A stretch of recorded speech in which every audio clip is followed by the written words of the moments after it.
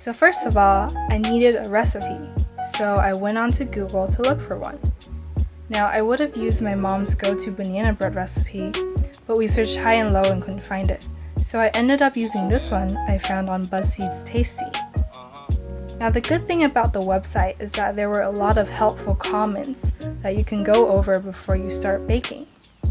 With that being said, this is the original recipe, but I ended up tweaking it a little, like so. You can take a screenshot of this if you plan on baking this yourself sometime.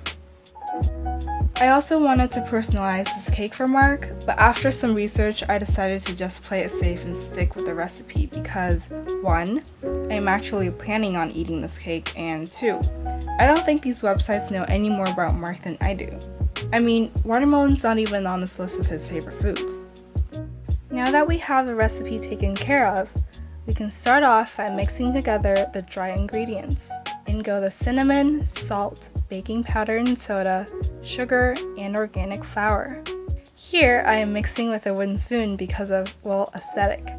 And while I'm mixing, I just want to tackle an issue real quick.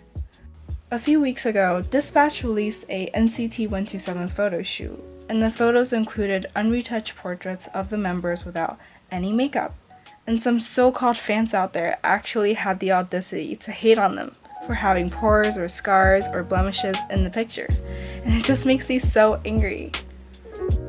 Which brings us to our next ingredient, the star of the show, bananas. Allow me to rant some more while I crush these 5 frozen bananas.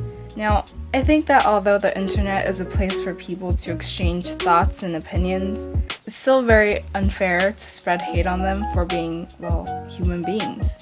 I mean, their skin endures so much more than the average person does, with all the traveling and stress and waterproof makeup that they're constantly wearing for the cameras. And I think it's not only mean, but also very unhealthy to have such high standards for these idols, because in the end, we're all people, and sometimes we have to remind ourselves that they too have a life, and they are not just objects for us to fantasize about. They're living, breathing people. I think NCT is beautiful just the way they are, whether they're wearing any makeup or not. And if you think otherwise, well, that's just sad. Thanks for coming to my TED Talk. Now let's continue. With that being said, I put the rest of the wet ingredients in and combine the wet and dry. Now the good thing about banana bread is that you don't need to worry too much about overmixing, so mix like the wind. If you want, you can purposely leave chunks of banana unmashed to add texture to your banana bread.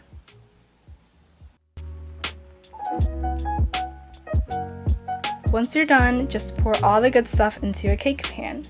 I lined mine with oven paper because the bottom of my pan comes off, and I want to prevent any leakage from happening in the oven during the baking process. After scraping the excess batter with the spatula and smoothing the top a little, it's time to pop this baby into the oven to bake for 30 to 40 minutes. While we're waiting for it to bake, we can get started on our cheesecake, which is going to go on top of the banana bread. We start by combining sugar, cream cheese, and vanilla extract into a large bowl and mix well. Now, I suggest you wait until your cream cheese has softened enough and room temperature before mixing, because I struggled with this part, and it doesn't help that I chose to do this with a weird, random bamboo paddle thing that I found in the drawer. After you're done mixing, measure out the milk and microwave it until it's warm. The next ingredient is gelatin powder, but since I don't have that, I went with gelatin sheets, which is probably the same thing. Put the gelatin into the milk and mix well to let the two get to know each other and dissolve completely. I originally made this video in the hopes that Mark Lee might actually see this one day, but now, as I am struggling to mix the gelatin into the milk, I realized that I would rather Mark Lee never see this, like ever, because this is turning into a complete mess, and it's quite embarrassing. Anyways, pour the milk mixture into the cream cheese from earlier, and mix well, preferably with a whisk to eliminate any chunks. Time to check on our banana bread. After it's done baking, transfer it to a rack to cool in the pan. Now back to the cheesecake. I saw somewhere that to make extra smooth cheesecake, you should use a fine mesh strainer. So I tried this technique to get all the nasty gelatin chunks out, and it worked pretty well. And congrats, your cheesecake mixture is done. Pour it over the banana bread and pop any bubbles that rise to the top, because that's what binging with Babish does at least. And finesse it a little to make sure the cream cheese mixture covers every surface. Leave it out to cool a bit before covering and putting it into the fridge overnight to let it set completely. The banana bread cheesecake hybrid baby I created turned out pretty well, to be honest. However, I think there is still a lot of room for improvement. First of all, I underestimated how sweet ripe bananas are, so if you want to recreate this abomination, I strongly urge you to cut down on the sugar, especially if you are used to Asian cuisine like me.